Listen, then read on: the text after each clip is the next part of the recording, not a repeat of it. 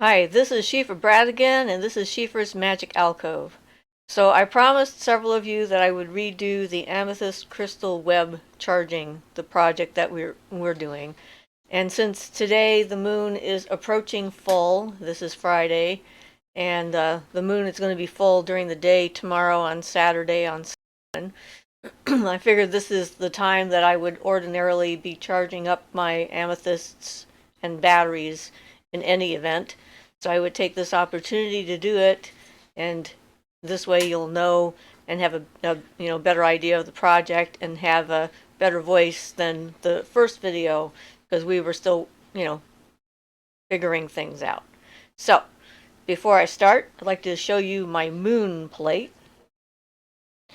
So this is my moon plate. I picked this up. It's got a couple of different configurations here. You can see, like, there we go, the face of on the moon and the crescent moon, and it sort of includes like all the different aspects of the moon.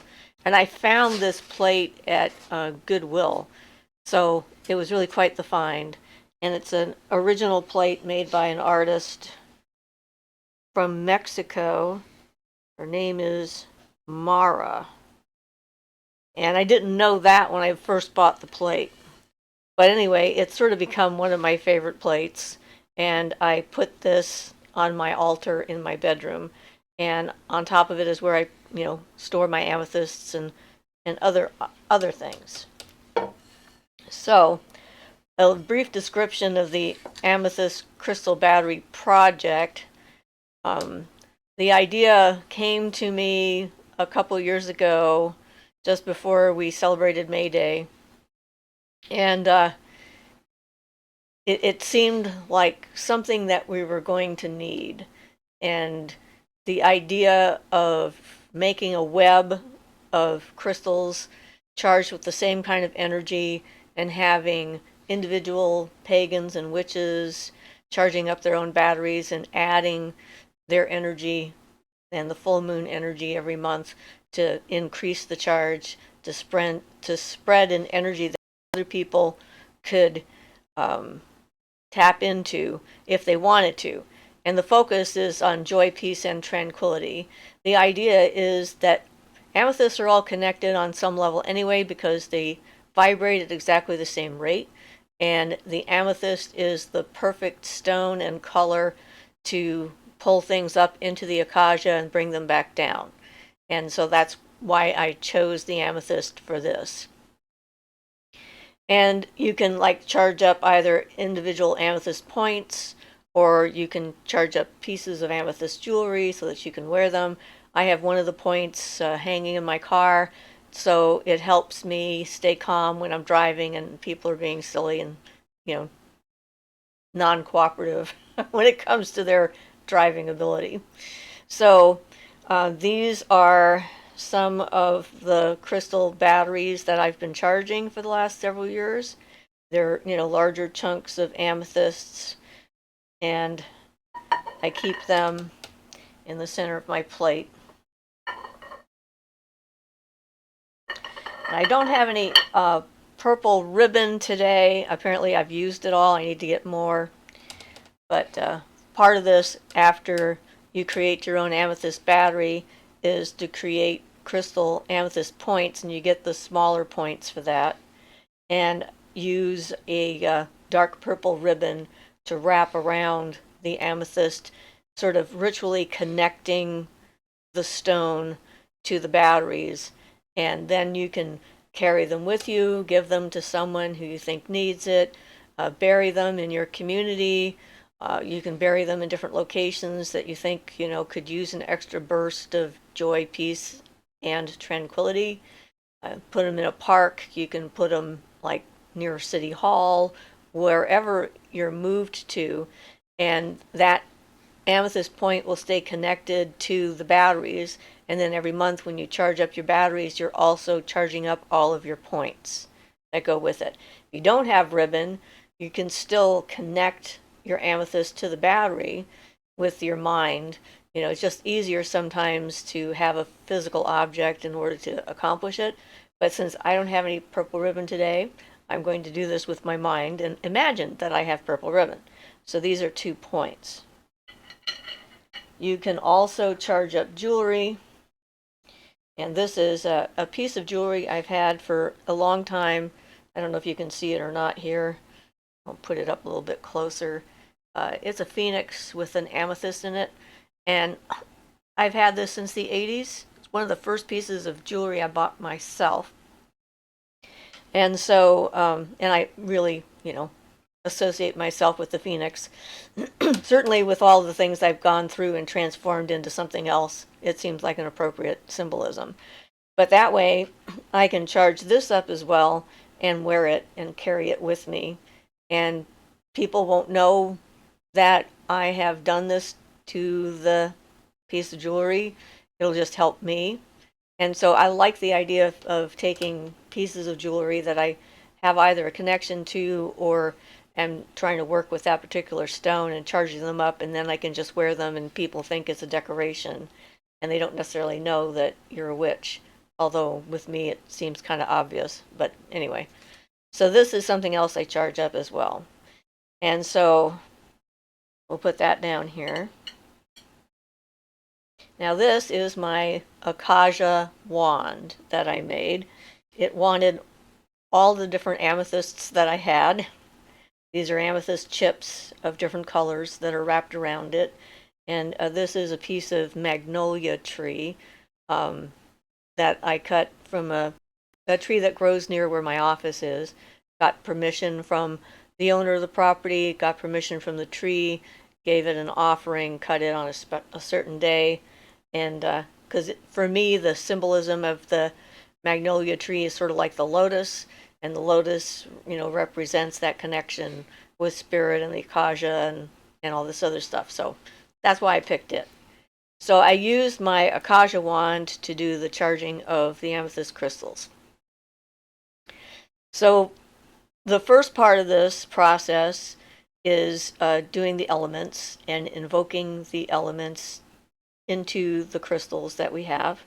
And I use the invoking pentagrams of the different elements. And I'll find the diagram and put it up there of the one that I'm using, because it's going to be backwards for you.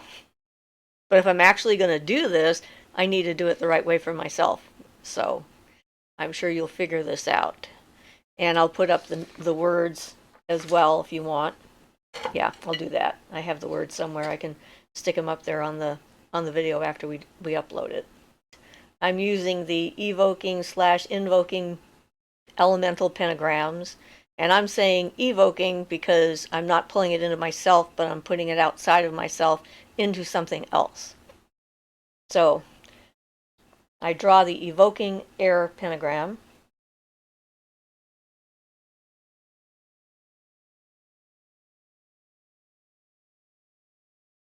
Spirits of air, fill this amethyst with clear thoughts of joy, peace, and tranquility. Inspire us.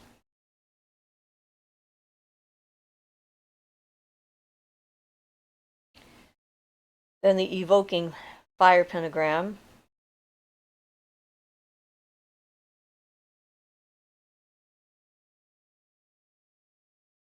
Spirits of fire, fill this amethyst with passionate feelings of joy, peace, and tranquility. Consume us.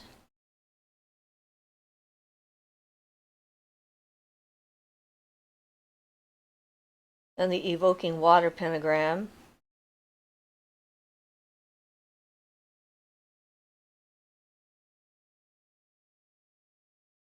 Spirits of water, fill this amethyst with a clear vision of joy, peace, and tranquility. Heal us.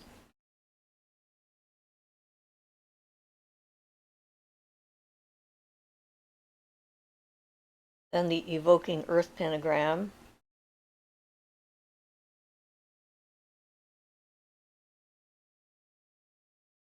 Spirits of earth, fill this amethyst with the power to make our thoughts, our passion, and our vision of joy, peace, and tranquility real. So once we have put the elements inside the amethyst. Then we're going to visualize rising up with the amethyst into the different planes. So I'm going to put my wand down for this. So take a couple of deep breaths so you can focus. We rise up as one, bringing this amethyst of joy, peace, and tranquility onto the astral plane, and waves of energy fill our hearts.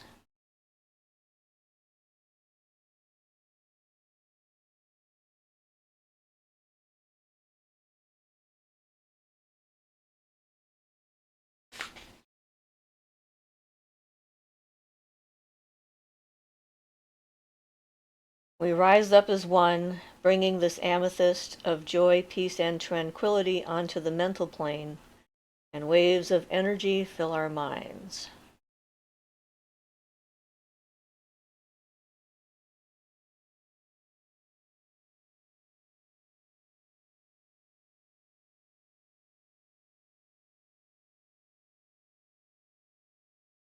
We rise up as one, bringing this amethyst of joy, peace, and tranquility into the Akashic, and waves of peace, joy, and tranquility spread outward through time and space, boundless, ever growing, becoming stronger and stronger.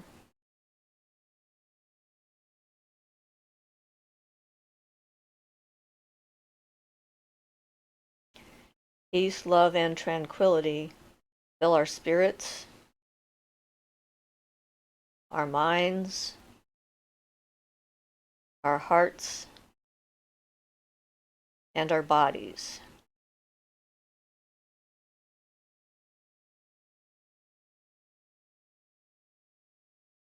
We return to the mental plane, bringing thoughts of peace, love, and tranquility.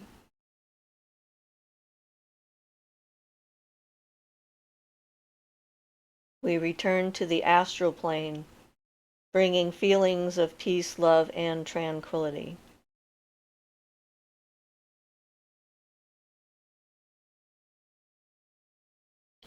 We return to the physical plane, and our bodies, hearts, and minds are filled with the energy of peace, love, and tranquility.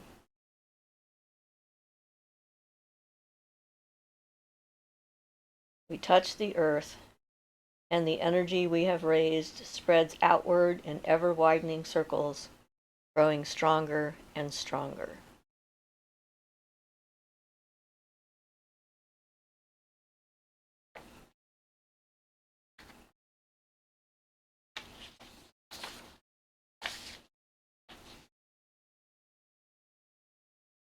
So after you do this part, it's nice to just sort of sit with the glow of the energy, because if you're doing it right, feels nice by a lot. So after you have charged up the batteries and visualized that connection throughout the earth through all the amethysts together, now's the time that you can charge up a piece of jewelry or your amethyst points. So if you're going to do an amethyst point and you have a ribbon, this ribbon represents the threads of energy between all amethysts. So without the ribbon, you visualize the threads of energy that connect all amethysts. I wrap these threads of connection around the stone and know that between the worlds these crystals are one. Wherever this crystal goes or is placed or is buried, these crystals will remain connected, and the energy of one becomes the energy of all, spreading joy, peace, and tranquility for the good of all. Between the worlds, these crystals are one, and this energy spreads throughout time and space, growing stronger and stronger, always connected, always growing, freely available to all. By the power of the divine and the will of the universe and kind, so mote it be. So you can do more than one point. With my piece of jewelry, I place it on top of the batteries, and same with my points. If you don't have like a larger amethyst crystal, you can always make a battery out of a smaller one and just, know that that is what it is. That is your amethyst battery. And, so it doesn't have to be a large chunk of amethyst. But it's like, the more people that participate in this kind of a working, the stronger it becomes. And my idea of this is that when we're going through crisis, as a individual, as a community, as a country, as a planet, the energy that we have put into these crystals and into the amethyst web out there will sort of be a reservoir, and people will be able to access that energy even if they don't know that it's there, and it can only help. So it's not like trying to force someone to be joyful, peaceful, and tranquil, but it's just putting that pool of energy out there for everyone to access as they need and as they will. So that's this project, and if you want to participate, I'd appreciate it. And if not, that's fine too. And hopefully this is a more clear video of the process than the first one we put up. So this has been Siofra Bradigan, and this is Siofra's Magic Alcove. Blessed be.